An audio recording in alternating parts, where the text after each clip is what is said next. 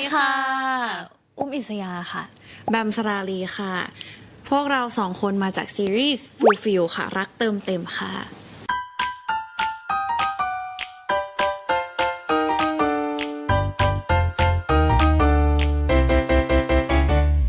อุ้มรับบทเป็นไออุ่นค่ะ เป็นทำงานเป็นวิศวกร แล้วก็เป็นเราสองคนเป็นคู่รักที่แต่งงานใหม่ในเรื่องนะแล้วก็เหมือนตัวไออุ่นเนี่ยเขาจะมีความเหมือนแบบบ้างานชอบทำงานมีแพชชั่นกับการทำงานมากๆมีแพชชั่นกับการสร้างครอบครัวการสร้างบ้านที่สมบูรณ์แบบอะไรเงี้ยค่ะแต่ว่าเหมือนเขาจะเป็นคนที่มองภาพโครงสร้างภาพแบบภาพรวมซะมากกว่า ค่ะส่วนบัมรับบทเป็นพาฝันค่ะพาฝันก็มีอาชีพเป็น interior designer ค่ะ ออกแบบภายในตกแต่ง เขาก็จะมีความดีเทลกว่าไออุ่นค่อนข้างเยอะแบบใส่ใจรายละเอียดเล็กๆน้อยๆอะไรอย่างเงี้ยค่ะแล้วก็ด้วยความที่เขาเป็นคู่แต่งงานกันเนาะแบบเรื่องนี้จะเล่าแบบคู่แต่งงานพอแต่งงานเสร็จแล้วยังไงต่ออะไรอย่างเงี้ยค่ะก็เราก็จะได้เห็นมุมมองที่เขาสองคนมองต่างกันในบ้านเนี่ยค่ะว่าแบบเฮ้ยคนนึงดีเทลแบบมองภาพใหญ่คนนึงมองภาพเล็ก ซึ่งความแตกต่างของเขาเนี่ยมันก็เป็นทั้งการมาเติมเต็มซึ่งกันและกัน แล้วก็อาจจะเป็นคอน FLICT ได้เล็กๆน้อยๆในบางทีอะไรอย่างเงี้ยค่ะ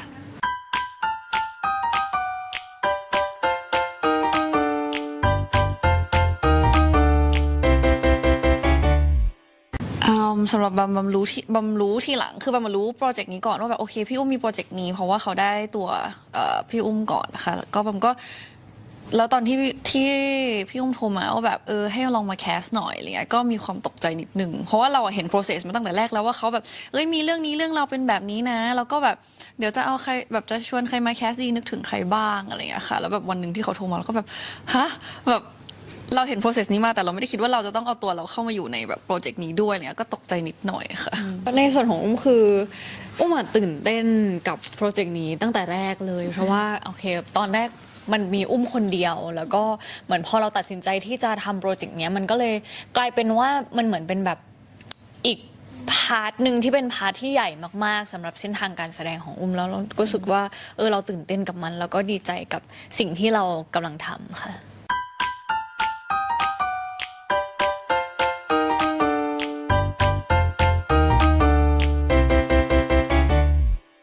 ชวนมาแคสค่ะว่าแบบแบบลองมาแคสได้ไหมเรื่องราวมันเป็นประมาณนี้คือจริงๆเรื่องราวแบบคร่าวๆบำรู้อยู่แล้วเนี่ยเขาก็จะแบบลองมาแคสได้ไหมอะไรอย่างเงี้ยค่ะสิ่งที่เราเล่นมันเป็นแบบแซฟิกเนาะเราต้องอยู่กับเขาแบบนานมากๆหมายถึงว่าเราต้องทำงานแบบด้วยกันเยอะมากเราต้องแบบใช้เวลาด้วยกันเยอะมากที่แบบเป็นโปรเจกต์ที่เป็นแซฟิกบวกกับคาแรคเตอร์ที่เป็นคู่รักที่แต่งงานกันอ่ะเขาควรจะเป็นคอมฟอร์ตโซนของกันและกันไม่ว่าจะในชีวิตจริงของเราหรือว่าในคาแรคเตอร์ของในเรื่องซึ่งมันส่งผลอุ้มรู้สึกว่ามันส่งผลมากๆกับแบบความที่เขาเป็นเซฟโซนของเราก็เลยต้องหาคนที่เรารู้สึกว่าเราอยู่กับเขาได้โดยที่ไม่มีความอึดอัดอยู่ได้โดยที่มันสามารถเป็นคอมฟอร์ตโซนของกันและกันได้ในขณะที่ทำงานแล้วก็ในขณะที่เข้าฉากอะไรอย่างเงี้ยค่ะตอนแรกอะทีมก็หามาหลายคนเหมือนกันว่าแบบอยากให้ใครมาแคสไหมคือเขาก็ถามเราด้วยเราก็เลยนึกถึงว่าตอนนั้นน่ะเราสนิทกันอยู่แล้วไปไหนมาไหนแบบไปเที่ยวไปไหว้พระอะไรเงี้ยด้วยกันอยู่แล้วก็เลยบอกทีมว่าแบบอยากให้แบมลองมาแคสได้ไหมซึ่งณตอนแรกเขายังไม่ได้ตัดสินใจขนาดนั้นว่าจะให้อุ้มรับบทเป็นใครระหว่างไออุ่นกับพาฝันค่ะก็เลยเนี่ยแหละลองให้แบมมาแคสก่อนโดยที่แบบก็ยังไม่รู้ว่าแบมมาแคสเป็นตัวไหนอะไรแบบนั้น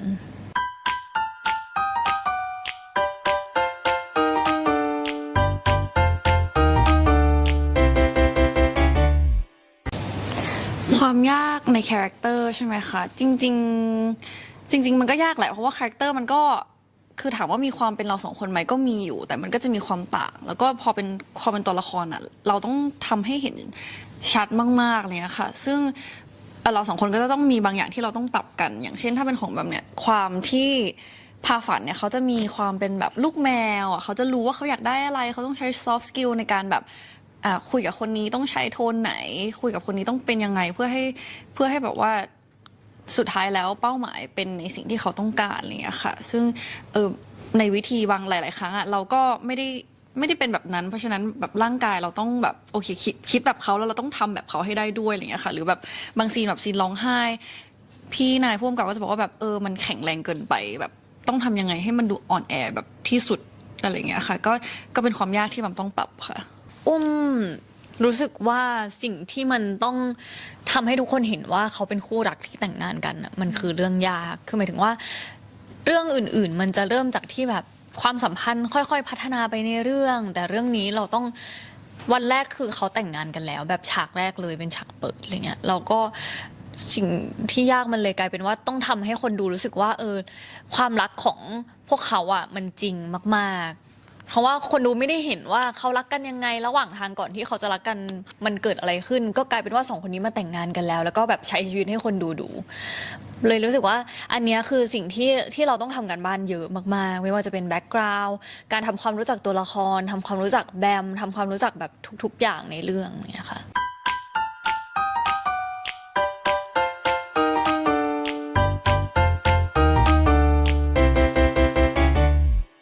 ตัวไออุ่นเนี่ยจะเป็นเพนกวินส่วนพาฝันจะเป็นแมวน้ำค่ะซึ่งมันว่ามันก็ relate นะคือเขาก็ดูเป็นมีความเป็นแบบเป็นเพนกวินอยู่อะไรอย่างเงี้ยค่ะคือเนื่องจากเพนกวินเป็นสัตว์ที่แบบรักเดียวใจเดียว มีแบบคู่รักแค่ตัวเดียว แล้วพาฝันก็เป็นรักแรกแล้วก็รักเดี่ยวของไออุ่น แบบรักเป็นแฟนคนแรกแต่งงานกันเลยอะไรเงี้ยแล้วตัวเพนกวินเขาก็จะคือวิธีการจีบเขาเหมือนจะแบบเป็นสัตว์ที่ทุ่มเทเพื่อความรักมากๆ แล้วก็เหมือนคาบก้อนหินไปให้หรอหรืออะไรแบบนั้น ถ้าจะไม่ผิดเหมือนเขาจะคาบก้อนหินไปให้ แสดงความรักให้กันอะไรเงี้ย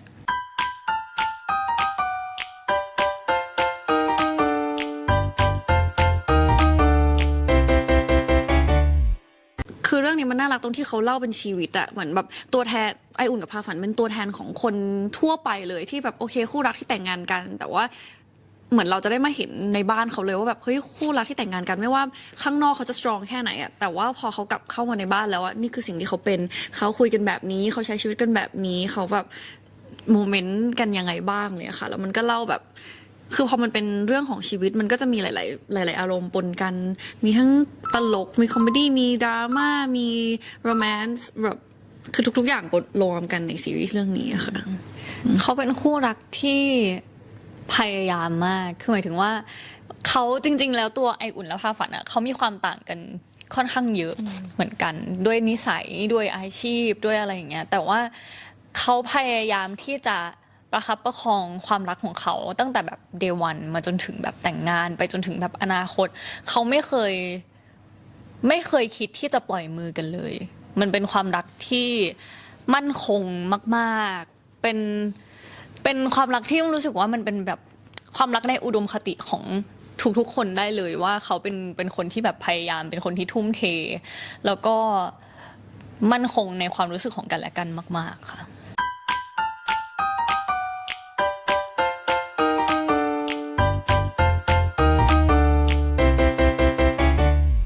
ถ้าอย่างพาฝันอะมองว่าด้วยความที่เขาเติบโตมาในครอบครัวที่คุณพ่อคุณแม่แบบยังอยู่ด้วยกันแล้วก็รักกันเนี่ยออปชันในการมองหาคนอื่นมันไม่มีอยู่เลย ไม่มีอยู่ในความคิดของพาฝันเลยคือเกิดมามีความรักแต่งงานและเขาจะอยู่กับคนเนี้ยตลอดไปเท่านั้นคือเขาไม่เคยคิดว่าทะเลาะกันแค่ไหนเขาก็จะฟิกซ์ให้ได้ เพราะว่าการเลิกหรือการมีคนอื่นอะมันไม่เคยอยู่ในสารระบบความคิดของพาฝันเลย แล้วมันก็เชื่อว่าไออุ่นก็เป็นเหมือนกันเพราะว่าเติบโตมาในครอบครัวที่เห็นคุณพ่อคุณแม่รักกันมากๆเนี่ยค่ะแล้วแบบอย่างของไออุ่นคุณพ่อเสียไปแล้ว แต่ว่าคุณแม่ก็ยังแบบนึกถึงแล้วก็ยังมีความรู้สึก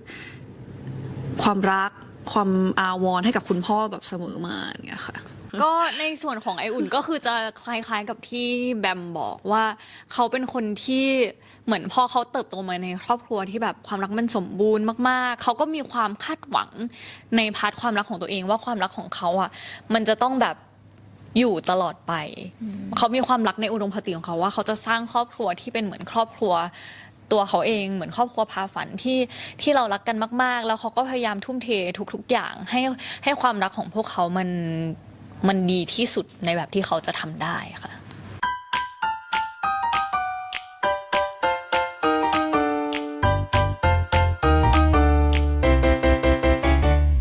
อยากพูดก่อนไหม พูดก่อนเลย มุมมองความรักเหรอ ก็จริงๆมันก็รู้สึกว่าคือ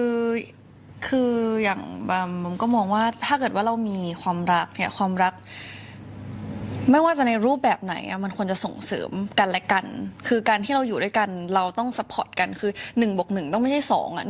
1+1ต้องเป็นแบบ10ร้อยหรือพันเพราะว่าเราต้องการที่เขามีเราต้องสามารถซัพพอร์ตเขาได้และการที่เขาคือ vice versa คือก็เลยรู้สึกว่า อาจจะไม่ได้มองเหมือนพาฝันขนาดนั้นอะไรเงี้ยค่ะผมรู้สึกว่าถ้าเกิดมีใครสักคนหนึ่งก็อยากทำให้ชีวิตเขาดีขึ้น แล้วก็อยากให้เขาทำให้ชีวิตเราดีขึ้นเหมือนกันในทางใดทางหนึ่งค่ะ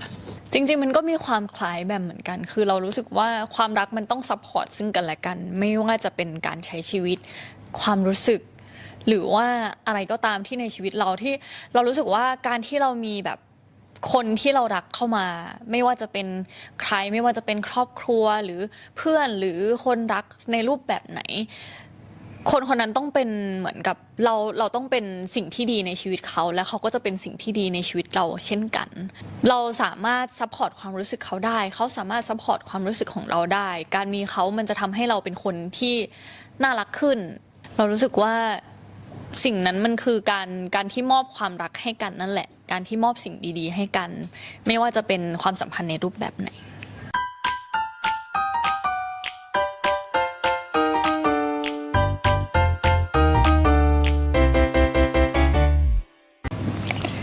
เกินร้อยค่ะ ตัดขาได้เลยค่ะ ก็คืออย่างที่บอกว่าพอทุกคนจะได้มาเห็นมุมมองเหมือนแอบดูกล้องวงจรปิดในบ้านเขาสองคนอ่ะ มันก็จะได้เห็นทุกโมเมนต์ที่บางทีแบบ เราก็สมมติว่าถ้าเป็นคนโสดอาจจะนึกไม่ถึงว่าเฮ้ยแบบคนเราพออยู่ในบ้านคนที่เขาเป็นแฟนกันต่อให้เขาจะสตรองแค่ไหนข้างนอกแต่พอเขาอยู่ในบ้าน นี่คือสิ่งที่เขาทำและปฏิบัติต่อกันอะไรเลยค่ะ ก็รู้สึกว่า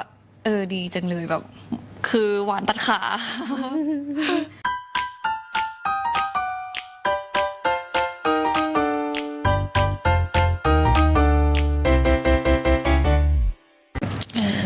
เกือบร้อยเหมือนกันนะคะเกือบร้อยเหมือนกัน พอมันเป็นสิ่งที่ละเอียดอ่อนเนอะพอมันเป็นแบบการใช้ชีวิตคู่ การปรับตัวของการใช้ชีวิตในแบบที่เป็นคนรักกันคู่รักที่แต่งงานใหม่อะไรเงี้ยมันมีความละเอียดอ่อนอยู่ในนั้น แล้วสิ่งที่มันเป็นเรื่องแบบเล็กๆอ่ะมันมีดีเทลเยอะมากๆ มันเลยทำให้ทุกๆอย่างมัน บางสิ่งมันอาจจะโกโซบิกสำหรับแบบใครบางคนอ่ะ ใช่คือพอมันเป็นประเด็นชีวิตคู่ผมว่าหลายเรื่องมันเซนซิทีฟอย่างเรื่องแบบครอบครัวครอบครัวเขาครอบครัวเราที่เขาก็เติบโตมาต่างกัน หรือว่าแบบประเด็นใหญ่ๆอีกหลายๆอันก็รู้สึกว่าเป็นประเด็นละเอียดอ่อนแล้วก็แบบซีรีส์ก็เล่าออกมาได้น่าสนใจมากๆค่ะ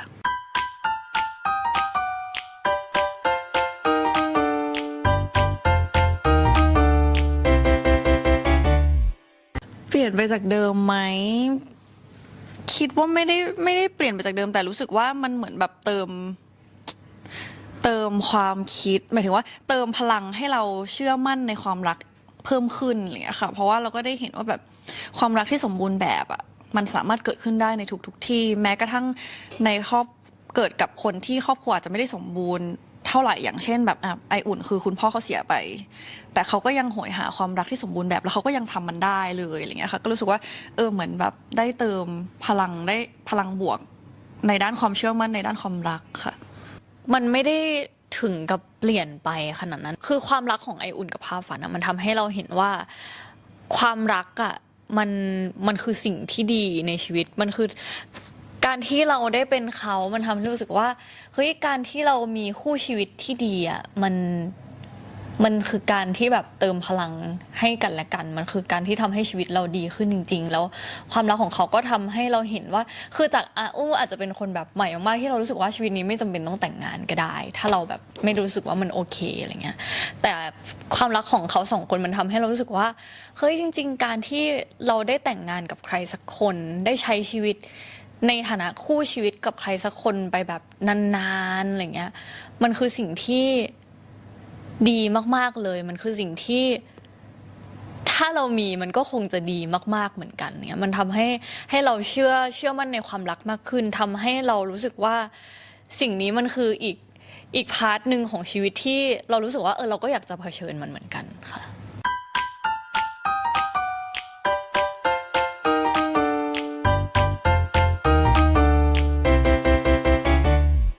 ถ้าที่สุดเลยป๊อปขึ้นมาก็เป็นซีนดราม่านั่นแหละซีนที่เราเวิร์กช็อปกันเยอะมากเป็นซีนที่กันทะเลาะกันครั้งใหญ่ครั้งแรกของไออุ่นกับพาฝันอะไรอย่างเงี้ยค่ะแล้วก็เป็นซีนที่เวิร์กช็อปกันหลายครั้งแล้วก็แบบเหมือนแบบพอมาหน้าเซตอะก็ยังรู้สึกว่าแบบมันยังได้อีกมันก็เลยเหมือนกับมีการเทคด้วยนิดหน่อยเลยครับก็เป็นซีนในไพลอตนั่นแหละซีนก๋วยเตี๋ยวที่เราแบบว่ามีการถ่ายคือตอนไพลอตถ่ายรอบนึงแล้วก็ตอนในซีรีส์จริงเนี่ยก็ถ่ายใหม่แต่ว่าแบบเหมือนแบบต้องการความเข้มข้นมากขึ้นเพราะเราเข้าใจตัวละครมากขึ้นแล้วเนี่ยค่ะก็รู้สึกว่าเป็นซีนที่เวิร์กช็อปและถ่ายแบบซ้ำๆแบบหลายครั้งเนี่ยค่ะก็เป็นซีนหนึ่งที่รู้สึกว่าแบบที่สุดของแบบครั้งนี้มันจะเล่าถึงซีนที่มันต่างออกไปละกันเป็นซีนที่ความสัมพันธ์ระหว่างไออุ่นกับแม่ค่ะคือด้วยความที่อุ้มเป็นคนที่แบบรักครอบครัวมากๆเหมือนกันมีความผูกพันกับแม่กับพ่ออะไรเงี้ยเยอะมากมันเลยทำให้เห็นว่าตั้งแต่ตอนที่อ่านบทที่แบบที่ไออุ่นพูดว่าแบบอยากให้แม่ไปอยู่บ้านพักผู้สูงอายุอะไรเงี้ยมันเลยรู้สึกว่าสิ่งเนี้ยมันแบบมันกระทบกับใจเรามากๆเรารู้สึกว่าโอเคตัวละครไออุ่นเขามีเหตุและผลของเขามีสิ่งที่เขาแบบกังวลว่าแม่เขาจะใช้ชีวิตยังไงกลัวแม่เขาเกิดอุบัติเหตุใดๆอะไรเงี้ยแต่ว่าเหมือนมันได้เห็นการพูดคุยของแม่กับลูกทั้งตัวพาฝันที่แบบคอยเชื่อมความสัมพันธ์ของสองคนนี้ด้วยอะไรเงี้ยเลยรู้สึกว่าไอซีนเนี้ยมันเป็นเรื่องที่ละเอียดอ่อนมากๆแล้วก็ตอนที่เราถ่ายทำไปพี่ท็อปเล่นได้ดีมากๆเขาแบบสื่ออารมณ์ของคนเป็นแม่ที่แบบเสียใจได้ดีมากๆแล้วตัวไออุ่นตอนที่เขา realize ได้ว่ามันไม่ใช่สิ่งที่แม่เขาต้องการสิ่งที่แม่เขาต้องการคือเวลาจากลูกคือสิ่งที่ได้อยู่กับคนที่รักของที่รักบ้านที่รักอยู่ในที่ที่เขาแบบผูกพันต่างหากมันคือสิ่งที่เขาต้องการที่สุดเลยรู้สึกว่าซีนเนี้ย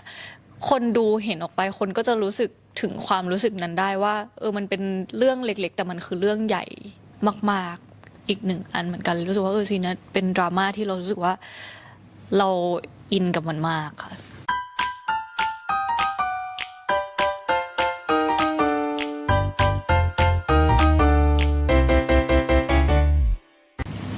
ห้องนั่งเล่นทุกสิ่งเกิดที่ห้องนั่งเล่นใช่ค่ะใช่มันเป็นทั้งเป็นห้องนั่งเล่นแล้วก็เป็นห้องทำงานของเราทั้งสองคนด้วยหลายๆโมเมนต์ที่ในซีรีส์เราจะเกิดขึ้นตรงนั้นเลยอะค่ะตั้งแต่แบบเริ่มมาแต่งงานเอารูปมาวางนั่งทำงานอยู่ตรงนั้นกินข้าวกันเซเลบรตกันทะเลาะกันนี่รู้สึกว่ามันน่าจะเป็นมุมโปรดของแบบเขาทั้งคู่ด้วยที่แบบเขาน่าจะตั้งแต่สร้างบ้านเขาน่าจะแบบคุยกันว่าห้องไหนที่เขาอยากใช้เวลามากที่สุดเพราะสำหรับถ้าตอนที่แบบเวิร์กช็อปรู้สึกว่าไออุ่นกับพาฝันเขาให้ห้องนอนเป็นห้องนอนแต่ห้องนั่งเล่นเขาใช้ทำทุกอย่างไม่ว่าจะเป็นแบบกินข้าวอย่างที่แบมบอกว่าแบบทำทุกอย่างอยู่ในห้องนั้นมันเลยรู้สึกว่าเขาน่าจะผูกพันกับห้องนี้มากที่สุด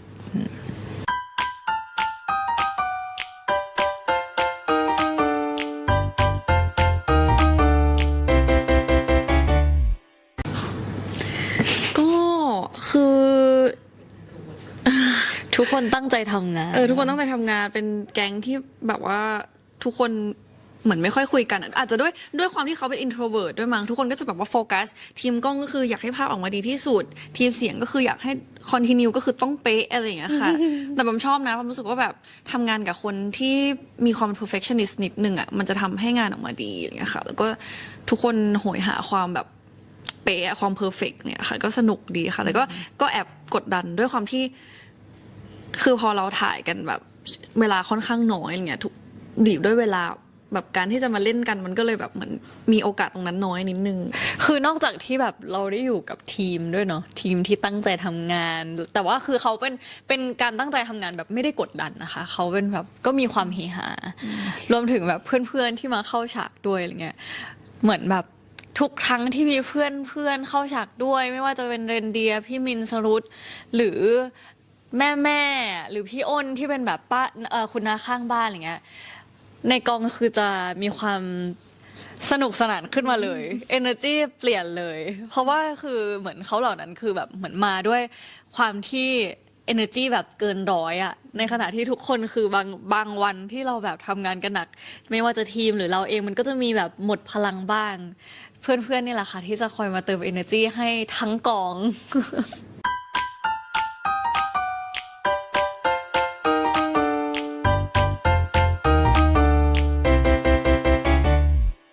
เยอะค่ะ เยอะอยู่แล้วหมายถึงว่าทุกๆเรื่องที่เราเล่นอ่ะมันก็ต้องเป็นการปรับจูนเคมีเข้าหาคนที่เราเล่นด้วยอย่างแบบเรื่องเนี้ยพอมันยิ่งมันเป็นแบบคู่ที่แต่งงานกันแล้วภรรยากับภรรยามันก็ยิ่งต้องปรับจูนกันเยอะมาก เราต้องเข้าใจแบบ เข้าใจตัวละครด้วย เข้าใจตัวละครของเขาตัวละครของเรา เข้าใจเขาเข้าใจแบบเหมือนจังหวะการทำงานด้วยกันน่ะคือหมายถึงว่าโอเค เราต้องหาว่าแบบหา boundaries หา pace ของเขาหาทุกอย่างที่มันทำให้แบบรู้สึกว่า comfortable ที่สุด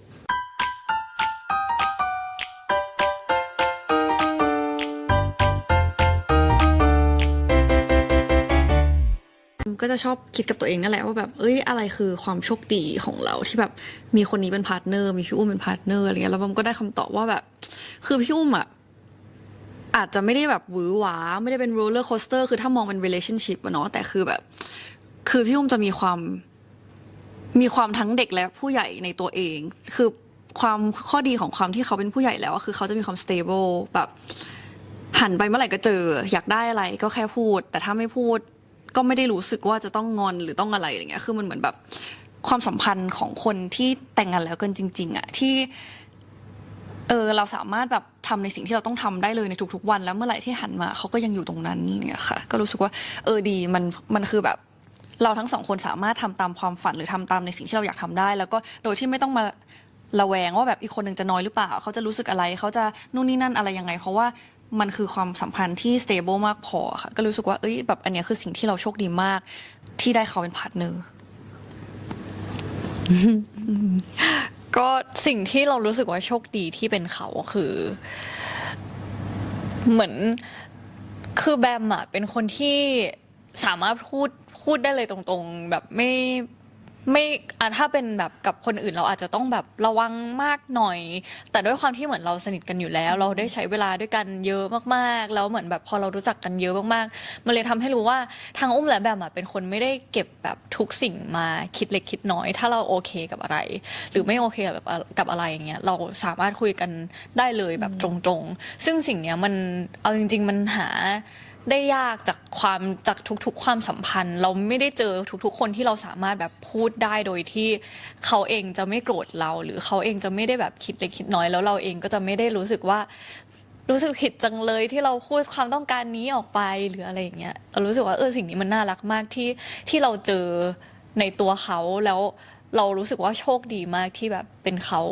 ที่มาเป็นแบบพาร์ทเนอร์ในการแสดงของเราค่ะ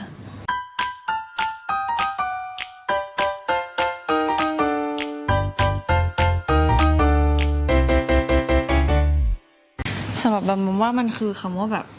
เรียบง่ายอ่ะคือมันเรียบง่ายมันก็เหมือนในซีรีส์ที่แบบว่ามีความแบบเบสิกแต่ว่าในนั้นมันเต็มไปด้วยแบบความรู้สึกแล้วก็ดีเทลทุกอย่างที่ไม่ต้องพูดให้คนอื่น ไม่ต้องพูดก็ได้ แต่ว่าคนก็อื่นก็เห็นว่าแบบเฮ้ยความเรียบง่ายเนี้ยมันคืออะไรอย่างเงี้ยค่ะ ก๋วยเตี๋ยวน้ำใส หนึ่งคำเหรอ อ้าวก็มันคือหนึ่งค อ๋อ ำอะก๋วยเตี๋ยวน้ำใส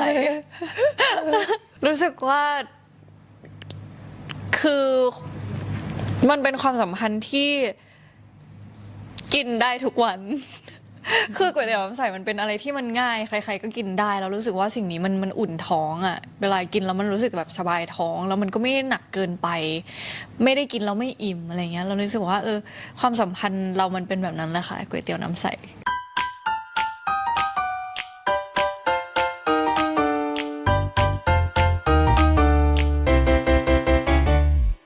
มันว่ามันคือแบบโชคชะตาจริงๆ เพราะว่าโอกาสที่เราจะมาเจอกันหรือแบบร่วมงานกันอ่ะ มันก็ยาก เอาจริงๆมันก็ยากนะ แบบเจอกันมากกว่าหนึ่งครั้งอะไรเงี้ย เพราะว่ามันเล่นละครมาแค่4 เรื่องแต่2 เรื่องมันเจอเขาอะไรเงี้ย มันก็เลยรู้สึกว่าแบบมันคงเป็นโชคชะตาแหละ ก็รู้สึกว่าแบบก็อยากจะรู้ว่าแบบโชคชะตาจะพาเราไปถึงตรงไหนอะไรเงี้ยค่ะก็อยากให้แบบจับมือกัน แล้วก็ไปดูให้สุดทางเลยว่าแบบสุดทางของการเดินทางครั้งเนี้ยมันจะไปอยู่ตรงไหนเนี่ยค่ะ ก็สิ่งที่อยากบอกเขาคือเคยบอกไปหลายที่แล้ว เรารู้สึกว่าเราโชคดีที่แบบมันเป็นเขา โชคดีที่แบบเราได้ทำงานด้วยกัน และสิ่งที่อยากบอกคือแบบหลังจากที่เราผ่านแบบ first premiere มาซีรีส์ on air ไปแล้ว เรารู้ว่าแบบเขาเองก็เต็มที่เขาเองก็แบบพยายามมากๆ แล้วตัวเราเองก็จะเป็นพาร์ทเนอร์ที่ดีให้เขาเหมือนกัน รู้สึกว่าหลังจากนี้ไม่ว่าจะเกิดอะไรขึ้น ก็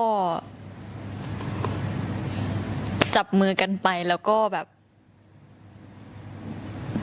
ไปดูกันว่าเราจะเป็นยังไงต่อไป แล้วก็ทำให้มันเต็มที่ไปด้วยกัน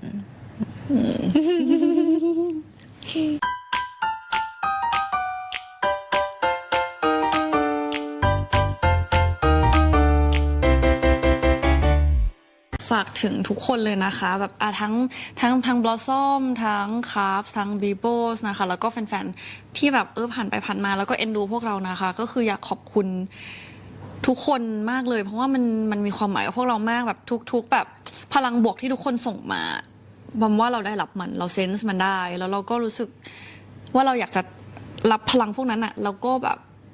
ส่งมันกลับไปให้ทุกคนแบบให้มากกว่าเดิมอีกเนี่ยค่ะก็อยากจะขอบคุณที่แบบซัพพอร์ตเราในทุกทางแบบจริงๆแบบพวกเขาไม่จำเป็นต้องทำก็ได้แต่เขาก็เลือกที่จะทำเขาไม่ได้อะไรจากการที่เขาทำแบบนั้น แต่เขาก็ยังทำเลยค่ะก็จะอยากบอกทุกคนว่าแบบมันมีความหมายมันเปลี่ยนชีวิตคนได้มากกว่า1 คนมากกว่าที่เขาคิดแน่นอนอะไรอย่างเงี้ยค่ะแล้วก็แบบก็ขอบคุณที่แบบว่าซัพพอร์ตเราตั้งแต่ day 1เลยตั้งแต่แบบเห็นหน้าเราครั้งแรกยังไม่รู้เลยโปรเจกต์คืออะไรหรือยังไม่รู้เลยว่าแบบมันคืออะไรบ้างไม่รู้ว่าการเดินทางต่อไปมันจะมีอุปสรรคอะไรบ้างแต่เขาก็เลือกที่จะแบบเดินไปกับพวกเราเนี่ยค่ะก็อยากขอบคุณมากๆเลยค่ะ